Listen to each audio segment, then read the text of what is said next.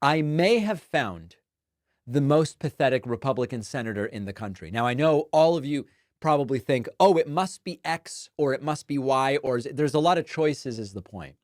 I'm talking about Markwayne Mullin, Republican Senator Markwayne Mullin. He started to debase himself last week. Last week, Markwayne Mullin was asked, hey, you've said horrible things about Matt Gaetz. You've revealed, how he would brag about underage girls that he was sleeping with and show you pictures on the floor of the House. You've told us about all these things. Clearly, you wouldn't support his nomination to AG, right? And Markwayne Mullin just kind of said, well, I trust Donald Trump's decision-making process. I really do. In this video sets his sights on Republican Senator Markwayne Mullin, tearing apart Mullin's embarrassing flip-flops and blind loyalty to Trump. From his hypocritical defense of RFK Jr.'s anti-vax rhetoric to his willingness to contradict his past statements, Mullin's transformation into a political puppet is on full display. And Pakman doesn't pull any punches, showing exactly how Trump's cult-like grip is forcing even skeptics like Mullin to toe the party line. Buckle up. This is a brutal critique of Trumpism's corrosion of truth and a sharp analysis of Mullin's tumble from credibility. It's getting even worse.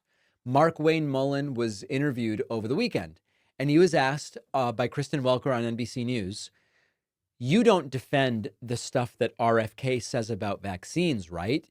Because Markwayne Mullin has actually accepted the science of vaccination. He was not a longtime anti-vax guy. You know vaccines don't cause autism, right, Senator Mullin? And Mullin just totally debases him and says, you know what? I don't know about any of this stuff. I think RFK may be onto something. Check this out. What a 180. Scrutinize all of those picks robustly. But Senator, let me just go back to this because you've been on the record saying that you do believe vaccines are safe and effective. You're not concerned about RFK Jr. overseeing the largest health agency in the land? I have said that there's some positives to vaccinations. I've also questioned vaccines multiple times, and I think they should be questionized. Did Markwayne Mullin just invent the word questionized? We're watching the man crumble in real time. Mullin, who once accepted vaccine science, now stumbles through pseudo-scientific babble to cater to anti-vaxxers. Pakman rightfully points out how Mullin's shift has no basis in facts. Not in autism rates, not in vaccination data, not anywhere. It's a pitiful attempt to stay politically relevant in Trump's GOP. Stick around because Pakman's about to shred Mullin's nonsense even more. For instance, why is America highest in autism? Did he just say they should be questionized? I've got to hear that again. Questioned vaccines multiple times, and I think they should be questionized. For instance, why I think he says questionized. Wow. is America highest in autism? But what is causing that? Is it our diet, or is it some of the stuff we're putting in our children's system? It used to be almost not even heard of. Then it went from 1 to 10,000, then to 1 to 5,000, 1 to 2,000. In some races right now, 1 out of every 36 kids by the age of 3 have developed some form of autism. What is causing that? And if it is the vaccines, there's nothing wrong with actually taking a hard look and finding that's what's causing it. So listen, the United States does not have the highest rate of autism, but also this is a much deeper issue politically. So let's talk about a couple different things. First of all, we've interviewed experts on this. The U.S., you can say a lot of things work well and not well in the American healthcare system. Globally, the U.S. does a very good job screening for autism. There are many more checkpoints at which autism screening can take place. We've gotten better at diagnosis. We are getting increasingly good at identifying what we might call high functioning or low on the spectrum autism, et cetera. That's number one. Number two, the U.S. is also not the highest. Like, depending on where you look, the numbers actually vary hugely. There's one study I looked at which says the U.S. is all the way down at 136th in terms of the autism rate. That's really low. Another study says the U.S. is 6th highest in terms of autism. Regardless, we're not number one. But even if it were true that it is not because of better diagnosis, it's just there's more autism in the United States than anywhere else, it would also not prove that it's vaccines.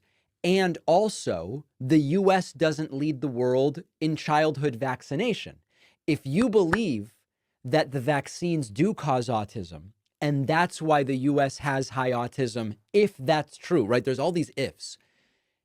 It would need to follow that the US is doing more childhood vaccination than other countries, if you want to argue that it's vaccines that cause autism. And that's also not true. If you look at countries like Portugal, the Seychelles, Bhutan, and others, they have way higher vaccination rates for child vaccines than we do in the United States. Why don't they have the higher autism rates? Well, then they would resort to, well, maybe they're not good at diagnosing autism. But that's exactly the point we're making. That seems to be why the US has become more frequently a diagnoser of autism. So like every aspect of it is wrong. Every aspect of it is an unproven if. But let's not even talk about the specific vaccine autism part. Let's talk about Markwayne Mullin.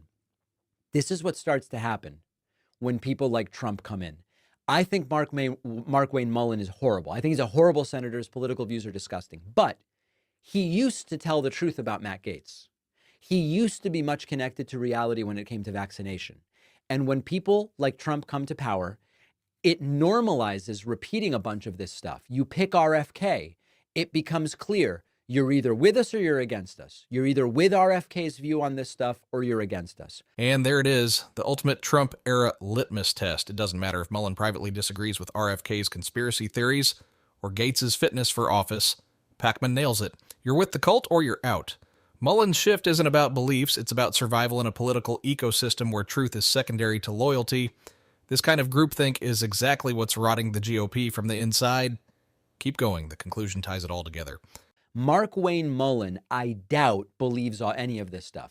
I think Markwayne Mullin still believes his old view about vaccines. I think Markwayne Mullin still believes Matt Gaetz has no business being Attorney General. But now he feels obligated to say it. And this is what happens when the cult takes over.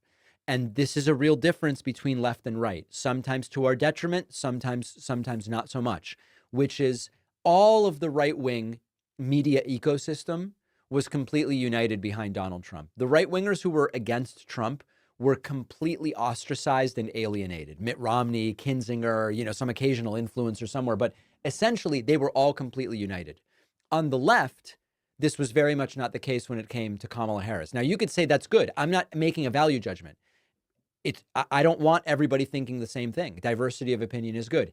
And also, when you end up sabotaging your own candidate and ending up with someone worse, you can argue that the ends are very much undesirable. The right, you're either with us or against us. That's it. Markwayne Mullin knows it.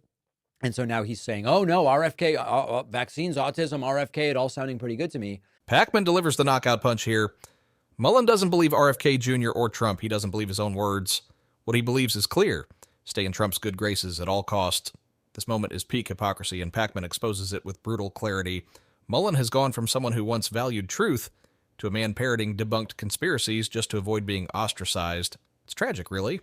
It's because he has no choice unless he wants to be completely ostracized and alienated the way they've done to so many others. Pakman's takedown is relentless and well-earned.